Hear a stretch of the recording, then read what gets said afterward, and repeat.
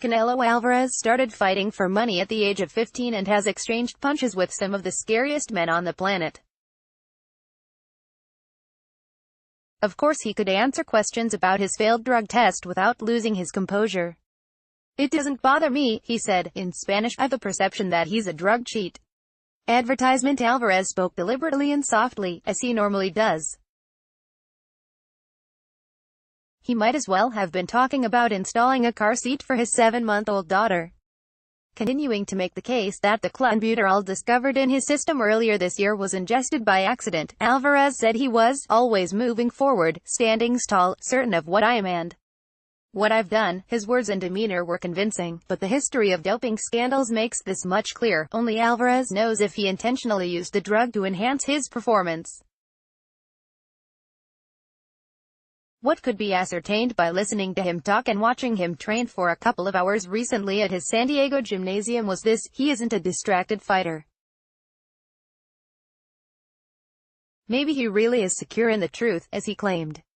Or maybe he has simply blocked out the noise around him. Whatever the case, the smart money is on the Mexican middleweight being unaffected by the controversy when he returns to T-Mobile Arena in Las Vegas for a Sept. 15 rematch against Gennady Golovkin.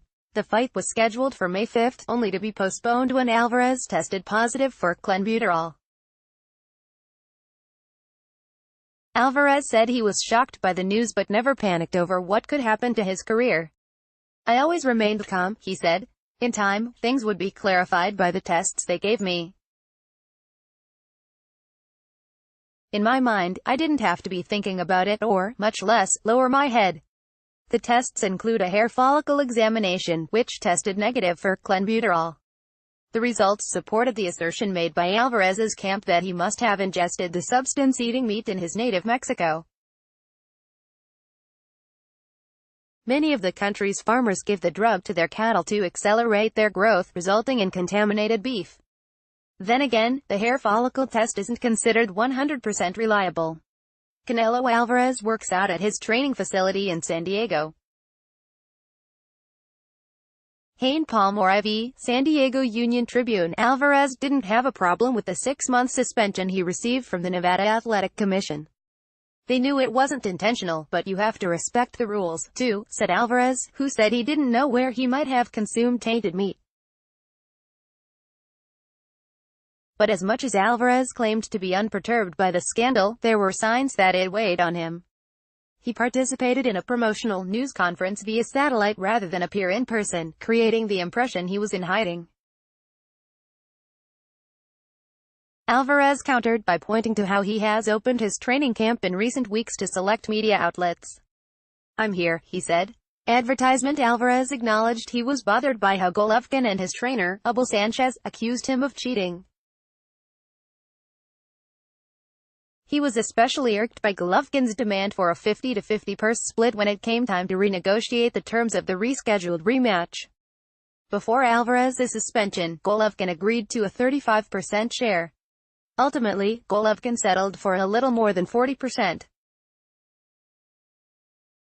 "He comes out and he says he doesn't do it for money, that he does it more to fight," Alvarez said. "That type that says, I don't do it for money, that's what he does it for." His voice remained soft as he said this. That didn't change as he matter-of-factly predicted a knockout victory in the rematch. He said he hurt Golovkin to both the body and head in the first fight. And with gloves with more padding, Alvarez pointed out. The choice of gloves was dictated by an injury to his right hand that he sustained in training. In the rematch, he expects to wear gloves with less padding over the knuckles. "I'm going to start working in the first round to knock him out," he said.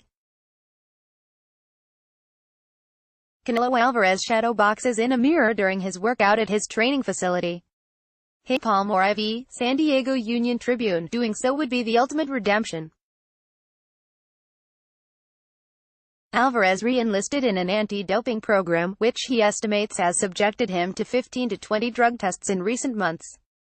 Regardless of how effective such programs are in reality, the public will assume he's clean for the rematch so long as he doesn't fail another test. A clear victory over Golovkin likely would be enough to convince spectators that Alvarez was drug-free in their fight last year. But Alvarez isn't convinced he can change people's minds. "The people who have doubts about me or are always going to talk about me, I'm not going to change their minds," he said. "They're always going to be against me." At least he's consistent in his thinking. In his mind, he's already been vindicated by the hair follicle examination, so any suspicions are just the result of people trying to find fault with him.